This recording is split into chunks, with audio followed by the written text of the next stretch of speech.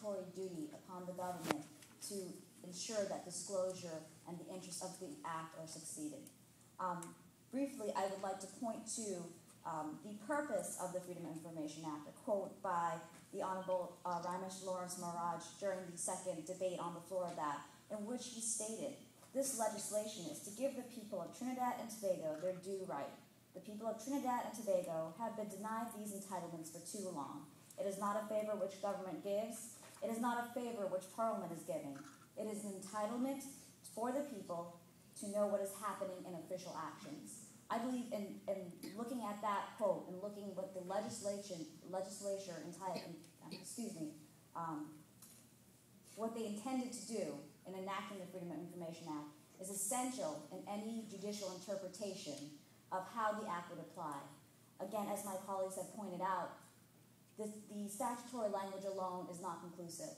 The court must look at other factors, and those include looking to determine whether it's unreasonable, the public interest that must be balanced, and the goal of the overarching Act itself.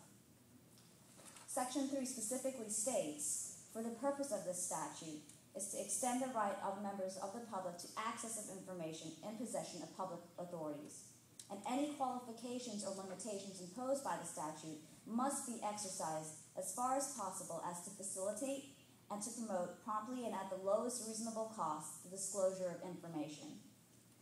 In Sanker versus the Public Service Commission, the Trinidad and Tobago High Court Justice Musai specifically stated that any statutory interpretation or judicial interpretation of the Act must be construed to promote the objectives of the Freedom of Information Act. Therefore, we submit on the fact patterns presented that in determining whether the claimant in this case should be entitled to the information, the court must look at a broad interpretation to favor disclosure and must do so to further the purpose of promoting the Freedom of Information Act.